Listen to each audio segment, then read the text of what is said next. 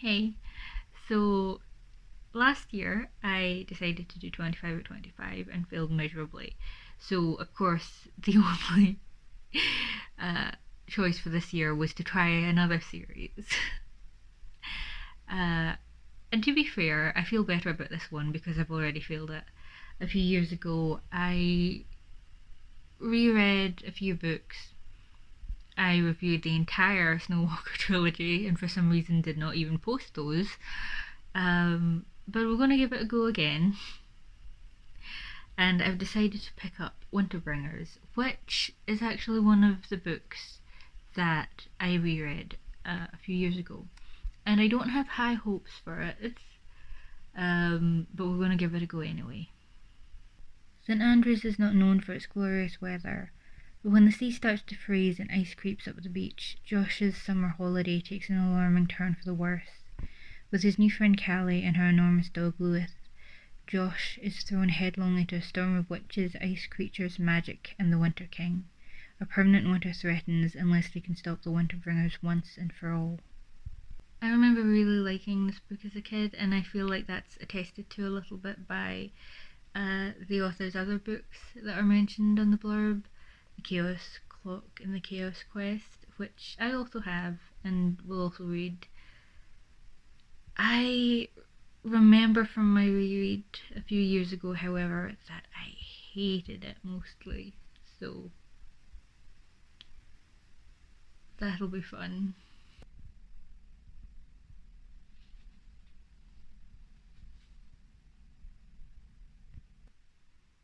So guess who forgot to bring her phone with her when I started reading? So here is a very tired roundup.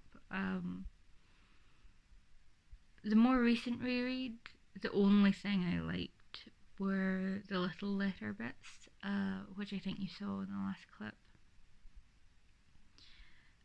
This time, I kind of started off a wee bit more enthusiastic. I did enjoy the letter. I don't hate the writing. It's very simple, but it gets the job done.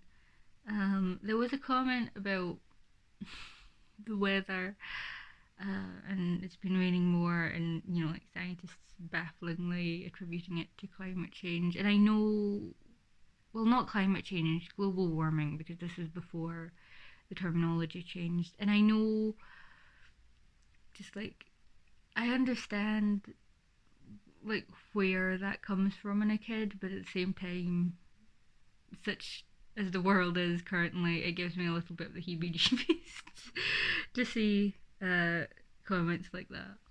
I did kind of forget that it was probably like playing with a like here's a fantasy cure to global warming kind of thing, which is I'm not entirely sure that's going to work in a way that I'm satisfied with. I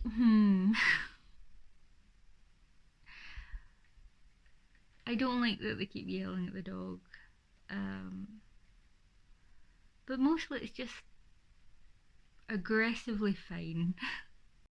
Interestingly, while this is better than I thought it was going to be, it's not making me dread Arbuthnot's other two books any less.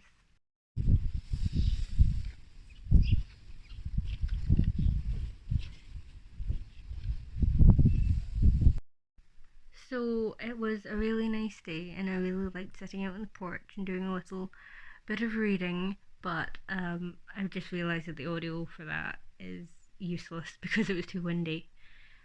What I was saying was, this is when the Granny Squad showed up, and the last time I read it, I kind of went through the entire book thinking, what was the point of these old women? Um, and I have a feeling that's going to be the case this time as well.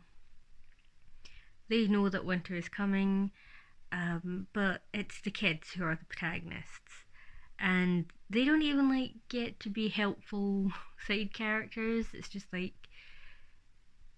showing that people know that this is a thing that's happening, but they don't get to do anything about it, and they don't even know how the problem was solved. So weird. I was also saying, we got a glimpse of the Kingdom of Summer, and as a kid, I really liked this imagery of a palace that was all natural, like the walls and the stairs, the trees, and all that. And I had forgotten that in the interim, but I really like that imagery, and I've since read on uh, from that part, and this idea of like supernatural forces rising up from the sea and coming up to the cottage and leaving like this detritus of seashells and seaweed in their wake. I wouldn't call it atmospheric, but I am enjoying the imagery a lot more this time. It's been another few days and I haven't made any progress.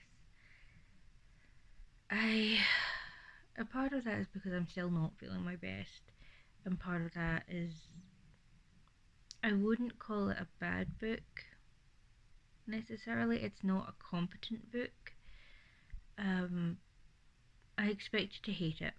I hated it the last time I read it. I don't hate it this time, but it's not enjoyable. Yeah. And when I say like it's not a competent book, I mean like they met the Winter King and they, were told something has gone from the Summer Queen, but they don't go looking for what she's lost. The cat gets up the chimney and they just stumble onto it. Like there is no adventure, there's no quest. It's just, oh, happy accident, and yeah.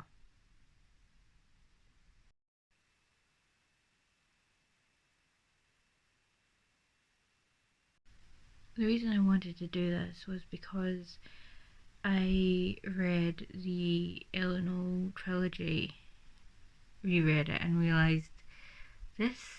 How did I ever like this? And I wanted to do that with other books. And I also, because it is, I've called this series Childhood Revisited, it is supposed to be like an experience and re-experience of a text. And so it does kind of feel like it's defeating the purpose for me to now have like run through the rest of it. But like I said before, it feels interminable in some ways, and I put this off for over a month, and I just had to get it done. I will give to the book's credit. There was a moment with a car that was tense and fraught and really good, and why could the rest of the book not be that? I still think that the old ladies were largely a bad idea, but I get it. Her grandmother did cast wards around the house that kept the Winterbringers out.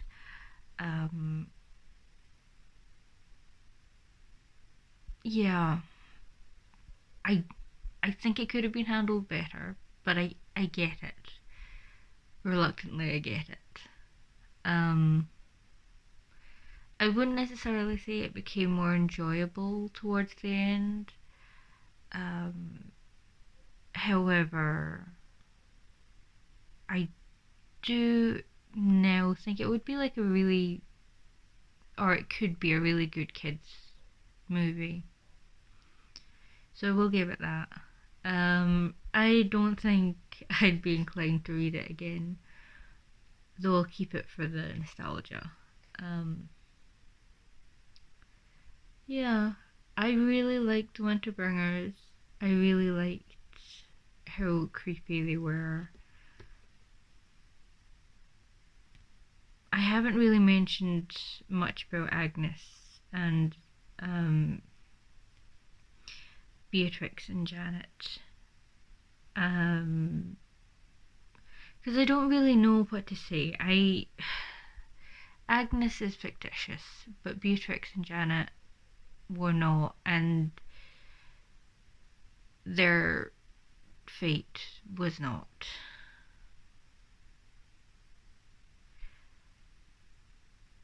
I think there's really interesting discussion to be had about fictionalizing people's lives, especially making victims of the witch trials to be actual witches in your fiction. But I am also reading The Lancashire Witches currently and enjoying it. Not quite as a guilty pleasure because I'm not feeling guilty about it, but I don't feel like I have any right to be engaging in this conversation because of it. But yeah, like I said, I'm pretty done with the book, but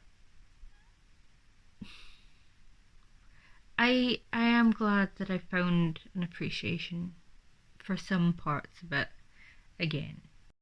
Also funny that I think it's his summer holidays, and suddenly winter has come. It's April 25th, so not the summer holidays, but I think it hit -3 during the night. So